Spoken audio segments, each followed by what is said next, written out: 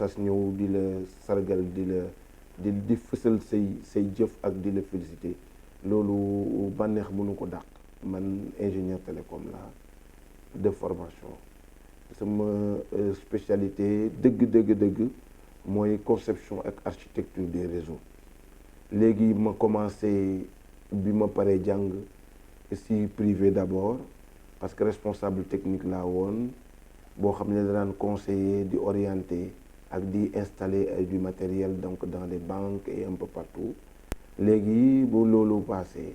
ma rejoindre en 2000 presque 2002 ma ñëw 2004 d'ailleurs en 2004 ma ñëw rejoindre administration nekk fii benn ingénieur chargé d'études c'est-à-dire di xalaat di orienter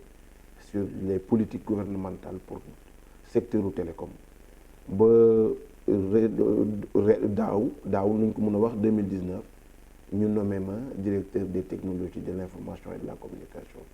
loolu par son excellence Macky Sall le président de la République mais aussi à travers sur recommandation de mon ministre de tutelle bu tudd Ndeye Tické Ndiaye bu nga xam ne dafa ma xool xam wóolu ma donc dénk ma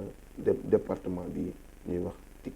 Bon, relation particulière pas si situation ou nomination mais on a des relations parce que on a ñun ñoo defandoor seconde ak première ñoo ko defandoor mu jóge Fatick ñëw fekk ma Kaolack man ma nekk lycée Gaston Berger ñu def seconde C1 maag moom ba première C1.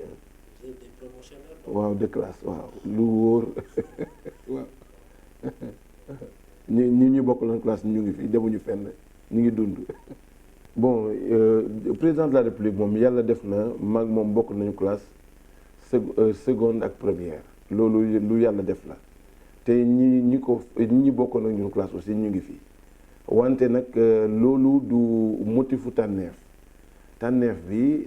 yàlla moom la ko si loxoom la ko jaarale ko aussi sa loxo sama ministre de tutelle bi ma def confiance mais benn affaire laa la mën a yëgal man tànneef mbiru yàlla laa ko teg ndaxte gënuma si nit ñi gënuma si ingénieurs yi ëppuma xam-xam si ingénieurs yi mais yàlla mooy tànn yàlla mooy xool si groupe bu bari ñëpp bokk compétence mu jël kenn simpi ñenn ñi mun na am dëgg la xarañ am na si wante tamit li ëpp mooy mbiru wërsëg mooy am si loolu mais nag man dama am yar boo xam ne si sama papa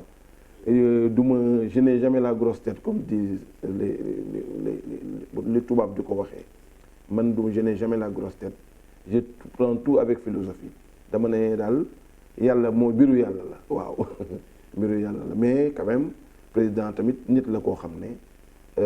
xam na nu muy identifier les bonnes personnes waaw c'est-à-dire parce que mbir mi du affaire coow rek ay affaire am na yu nekk si biir daal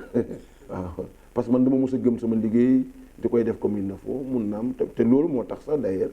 buñ ñu ñëwee ñu xool concrètement ñu ne kii quand même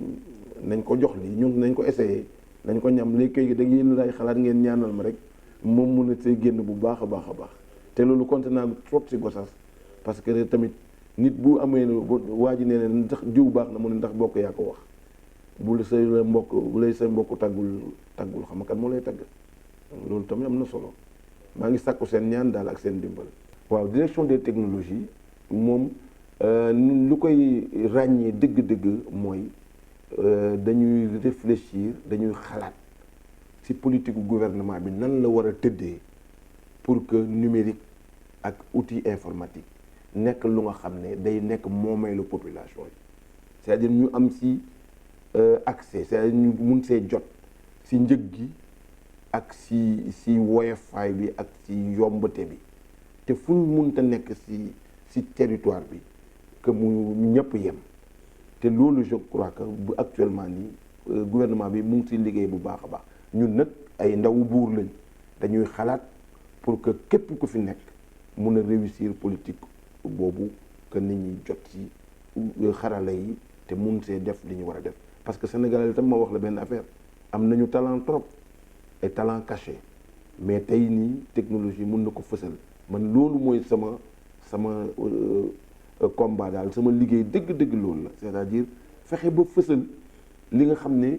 génie bi nekk ci nit ñi à travers la technologie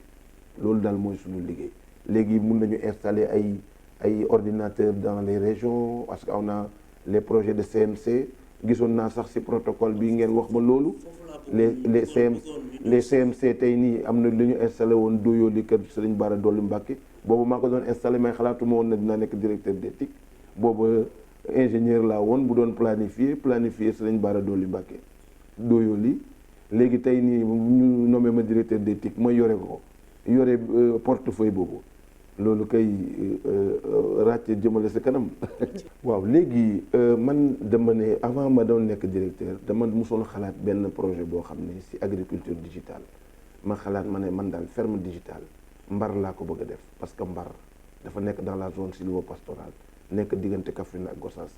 léegi Mbar bu nekk loo xam ne lu idéal pour ma def loolu te xalaatoon naa tamit benn plateforme boo xam ne day jàngal nit ñi à distance ma waxoon ko à l'époque ñu am ay israéliens yoo ma bëgg a accompagner ma wax ko président conseil départemental Diallo wax ko président conseil départemental bu Matam du wax ko aussi présidente conseil départemental bu Tamba loolu parce que simplement sama relation yi Gossas ak Fatick du moins dama juum sax Fatick laay wax Fatick président conseil départemental bu Fatick donc ak président conseil départemental bu Gossas ak président départemental bu Tamba parce que ak bu Matam du moins parce que simplement ñooñu samay xarit lañ te Matam laa juddoo loolu xalaatoon naa ko bu yàgg léegi tey nii nga xam ne am naa war naa mun a wax ñu déglu ma ñu gën ma déglu donc loolu mu ngi mébét la tey na man tam may sàkku ñaan encore ñu ñaanal ma mun si egg ba foofu waaw loolu xalaat naa ko bu baax a baax. déjà initiative bi rek Gossas Actu wane na nit ñi am nañ volonté def am nañ potentiel bi loolu kay comme lu ma wax rek sotti si ak def si la léegi bu fekkee ne tey nii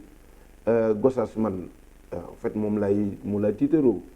doomu Gossas tamit xam naa ne am nañu kattan bi am nañu volonté bi parce que lépp affaire volonté la léegi nag tey nii kay yaakaar naa ne moo koy xanaa def si ñaan rek parce que loolu moom bu soobee yàlla dinañ si jéem dañ si xar suñu tànk tubéy pour que Gossas nekk am un projet phare bu si Gossas waaye di gis seen bopp déjà pour lépp li nga xam ne protection des enfants en ligne la am naa programme bu mel noonu boo xam ne PNUD dama ko nar a financer mais bi ñu ma njëkkee wax dama ne Thiès ak Gossas Thiès le lycée Malick Sy parce que d'abord ministre bi foofu la jàngee moo waa kiyam ak borom këram ba pare censeur ba nekk sama rakk bu mu bokkal ndey ak baay donc ma ne kon lycée Malick Sy choix bu baax la ma tourné waat ma ne Gossas lycée Xaar Kantam choix bu baax la bu ma jëlee 100 fii jël 100 fële donc dinaa am 200 yi nga xam ne PNUD moom la ma wax mën na ko financer donc loolu tamit maa ngi si te yàlla bu defee jàmm yëpp dina sotti comme ça Gossas gis su boppam bu baax a baax. ginnaaw bu ñu la nuyoo dalal la ak jàmm ak salaam ak Gossas Actu suñu xol moo ngi sedd guy ci dalal boobu ñu la fa dalal di la féliciter aussi ci nomination bi parce que loolu sagu waa Gossas yëpp la man nag sama laaj ci li muy tourné du bari ndax comme yàlla dogal na ci gox bi nga dëkk doon fi référence wala plus ou moins sax nga doon fi seetu wala icône ci xale yu ndaw yi dans le domaine des sciences ma di la laaj yow yan action nga xalaat entreprendre ko maanaam nga xalaat a def pour man sa rakk yu ndaw yi nga guider leen ci li ñuy wax mbirum science ndax comme ni ñu koy waxee rek fu science amul développement du fa yomb te dañoo toll ci jamono joo xam ne xale yi ñoom ñëpp dañu war a investir les sciences rawatina domaine bi nga nekk muy doon technologie de l'information et de la communication l'éthique c'est extrêmement important lu am solo la. léegi nag sama laaj aussi li ci toppaat mooy ci gone jigéen yi parce que comme yàlla dogal na jigéen ñi bu yàgg ba léegi dañoo remarqué ne science yi nañ fa war a taxawuñ ko fa woon ba état bi depuis bientôt une décennie mi ngi jéem pour jéem équilibre boobu mu def mu jéem ko régler entre góor ak jigéen te comme yàlla dogal na aussi sa gox macha allah muy élémentaire muy collège yi muy lycée yi am na xale yu jigéen yoo xam ne wax dëgg yàlla jàmbaar lañu lool ci affaire science yooyu yow nag en tant que fils de Gossas doon doomi Gossas ma bëggoon ni nag yow nga jéem xool loo leen mën a defal wala boog noo mën a def ba nga leen gën a saxal ci science yooyu loolu rek moo doon sama laaj. waaw Pape moom question bi ma posé xam naa ne dafa bëgg damay bëgg orienter auditeurs yi ak téléspectateurs yi wante xam na bu baax a baax man sama mébét ci xale surtout xale yu jigéen yi xam nga léegi jàng mathématique poussé dëgg la baax na wante créativité la ñuy soxla esprit logico mathématique loolu la ñuy développé ci xale yi ba nga xam ne xale yi dañuy xarañ mun a xalaat. am na jàng yoo xam ne dafa am raccourci technologie day dimbale xale yi ñu def saut bu gaaw bu rapide léegi ay codage ak yooyu ay métier la yoo xam ne xale yi yoo ko mën def surtout xale yu jigéen yi nga xam ne ñoom dañu passionné bu ñuy defar dara maa ñuy ñëw dañ koy ñëw ak méticulosité loolu rek déjà loolu la informatique soxla dafa laaj concentration boo amee concentration am esprit logique lu ne mën nga ko créer parce que création c'est innovation c'est la créativité te loolu déjà loolu mun naa wax Pape ma rassuré ko ne que man sama credo ak sama mébét dëgg mooy jàppale xale yi et tamit composante jigéen boobu mu xaw a brossé am na importance man ci lépp lu may liggéey ci organisation dañuy développer benn concept bu tudd école c'est-à-dire ñëpp nañu yem mais pas yem rek parce que dañu bëgg def ko dañ ko slogan politique mais yem parce que à compétence égale on doit équilibrer les genres c'est-à-dire dañoo war a bu ñaari nit amee même xarañ dañuy jël xarañ bu jigéen ak ñu tollale ko bu góor pour mu bañ a am disparité loolu déjà man noonu lay fonctionner ci lépp nag lu may def donc am naa yaakaar ci ne jigéenu Gossas xale Gossas jigéen en particulier mun nañu yaakaar ci man pour ma def li ma mun sama akulaay tàlla Gossas nag li ma leen di wax la rek Gossas moom te Sénégal yëpp yem dëgg la wante Gossas particulièrement xam naa ne ay nit ñu bëgg dem lañu waaw dañu gëm en fait gëm sa bopp sax c'est trop dire mais dañu xam seen bopp dañu bëgg lépp lu ñu nekk ñu fës ci loolu déjà sax moo tax des fois duñu leen comprendre mais dañu gëm seen bopp daal waaw te loolu lu am solo la nit bala nga enracinement dafa am solo c'est-à-dire xam fi nga jógee ak xam li nga mun a jariñ sa askan loolu am importance loolu awma si benn natable yaakaar naa ne buñ leen jàppalee dinañ dem te man dinaa si def sama kéemtulaay kattan pour jàppale leen. waaw jamais en politique du ma ko wax mais man du ma militant parti militant développement la c'est-à-dire militant développement mooy kan lu koy koo xam ne de action politique am daf koy concentrer si lu mun a jariñ askan wi nu mu koy jariñee mooy si sama xam-xam ak si sama xarañ ma def lu nga xam ne population bi c'est-à-dire la population dina si mun a gis boppam am ci njëriñ mais pas politique pour wax xam nga ñun ni ñuy defee politique dafa bon man nekkoon na ànd jëf wante dama dem ba affaire bi sàppi ma ndax yenn action yi parce que nit ñi dañoo yaakaar ne politique xeex la saagante ak ñàkkante alors que politique c'est un art bu fekkee ne que yow am nga dégg da ngay def li nga xam ne moo mun a jariñ sa askan mais pas lu la askan wi di jariñ boo nee combat politique rek ou bien débat politique du moins terrain politique ça veut dire que yow da ngay summi sa mbubb nekk ko woyof dugg ci terrain bi jariñ xalaatuma ko nag moom loolu ça veut tout dire mais nag bés bu candidat amee dara loo xam ne mun na jariñ réew mi mun naa ko baaxee parce que waxoon naa fi Niass ne ko Seyni Dione dañ ko nommé pour kiiwu santé pour la cellule de santé comité de santé ma ne ko na ma woo bu ma wooyee ma jox ko ay solution pour que comité de santé mu organiser ko ak base de données ma jox ko ay nit ñu defal ko gratuitement mosoon naa wax loolu bu dee fekkee Issa dina déglu interview bi dina xam ne li ma ko wax loolu am na bañ ko nommé ma dégg ne nommé nañ ko ma ne ko bu ñëwee ma wax ko jox ko solution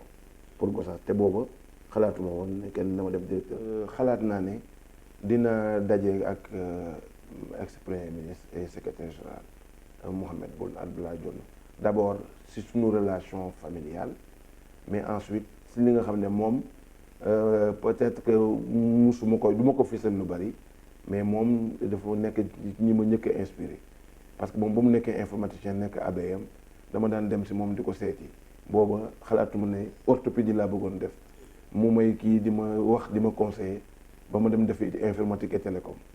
Donc léegi déjà loolu je lui dois ça te on a des relations particulières ci famille ak ci sama mag suñu taawu kër Duudu nga xam ne moom bokkoon classe boobu donc xamante nañ bu baax a baax a baax a baax donc si loolu rek déjà rien que loolu rek te moom informaticien bu xarañ la da koy nëbb mun naa am ñu bari xamuñu ko sa moom informaticien bu xarañ la tey nii bu ma ko proposer solution pour Gossas yaakaar naa ne dina si adhérer te bu si adhérer comme moom il est à un très haut niveau politique léegi dina mun a yaakaar naa loolu dina mun a sotti mébét la nag du ma promettre dara parce que man munuma mais mun naa jéem waaw léegi nag dinaa si xar sama tànk tubéy pour que Gossas profité si lépp li nga xam ne si ça relève de mes compétences moo xam cybercentre multimédia communautaire la projet bi dafa arrêté mais dina démarrer waat ñi ngi xool ak ay partenaires yi xalaat naa handicapé yi am na benn waay bu nekk Mbar boo xam ne woowoon na ma ne ma dañu association handicapé lay dimbali ma ne ko defal ma fiche nga identifier ma handicapé yi parce que j'ai un programme qui s'appelle handicap et TIC j'ai aussi un programme qui s'appelle bu tudd protection des enfants en ligne xalaat naa si Gossas pour que projet boobu Gossas profite aussi la jeunesse un accent particulier si comme ni ma la ko waxee si xale yu jigéen yi ak xale d'abord ak xale bu jigéen waaw Sénégal nag moom wóolu naa leen si loolu sur alerte situation alerte defoon nañ ko si Ebola ñu teel si jóg def si ay mesures yu mat ay matuwaay léegi tamit lii bu mu amee tamit Institut Pasteur Dakar moo njëkk a réagir à travers des Sénégalais bon teint comme ñun donc loolu rek wane na ne Sénégal au-delà de wax ju bari ji Sénégal yàgg na xam nu muy gérer épidémie léegi nag sutura yàlla tamit si la bokk yàlla nañu yàlla suturaal que lii ñu kii ko mais wóolu naa trop Sénégalais yi si affaire maladie ou épidémie ou pandémie loolu wóolu naa leen si waaw parce que am nañu ay compétences yu mat di leen gërëm di encourager jeunesse gossassoise di leen wax ne lépp lu nit mébét am si pas-pas dina ko réussir amul yàlla jagleelul benn xeet ne lii xeet bi moo ko mun xeet bee munu ko te Gossas gis naa si ñoom xarañ ak détermination boo xam ne lu ñu dugg mun nañ see génn te bu soobee yàlla man dinaa si xar sama tànku tubéy pour que lépp luñ ma boole ak même luñ ma boolewul bu fekkee ne dafay dem si sensu defar Gossas dinaa si bokk même buñ ma si xajalul ma bokk si par force parce que si laa bokk nag mbaam gàtt na wa